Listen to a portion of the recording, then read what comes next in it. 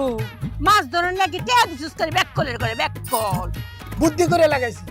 মানুষ যখন রুচি চেঞ্জ হয় এক এক সময় একটা খাইতে মন চাই মাছের তো রুচি চেঞ্জ হয় হ্যাঁ? এই রুচি চেঞ্জের কারণে আমি তো বুঝতে পারি নাই ব্যাককলা ছিল এই জন্য বুদ্ধি করে টাকা লাগাইছি যে মাছের যেটা কিনে খাইতে ইচ্ছা করবো এটা খাইবো খাইয়া আমার পড়শিতে ঝুলে থাকবো তোর মাথা তো অনেক বুদ্ধি হয়ে পড়ছে রে নাকি না কথা সত্য মামু এটা কিন্তু আমরা ভাবি নাই এই যে মানুষের যে রুচি চেঞ্জ হয় মাছের তো রুচি চেঞ্জ হইতেই পারে কিন্তু ধরো মামু মাছ এই টাকা দিয়ে তার পছন্দ মতো খাবার খেলো কে যদি বেমানি করে যদি না আসে ব্যাককল মতো কত কম করে হ্যাঁ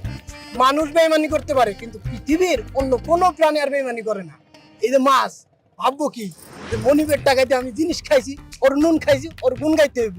মাছে দাবদার রুচির মতো কিনে কিনে খাইবো তারপরে আয়া আমার পরিস্থিতি ঝুলে থাকবো কথা সত্য হ্যাঁ 100 টাকা করে 500 টাকা দিতে রস না 1000 টাকা দিলে বড় বড় মাছ আইবে ইয়াল্লাহ এটা তো ভাবি নাই ইস যদি 500 টাকা দিতাম তাহলে তো বড় মাছ ধরতো তোমার কাছে টাকা আছে বুদ্ধিটা দিছি রে বাটে আসাদ দা শহরে যাইতেছে এমনি শহরটা সাপ তাহলে ঠিক আছে 100 টাকা দিয়ে এখন দিই তারপরে মাছ খায় আচুক এই মাছ বিক্রি করে তারপর 500 টাকা দিই আচ্ছা হুন অঙ্কায় তোর কামরা একটা টলার না দে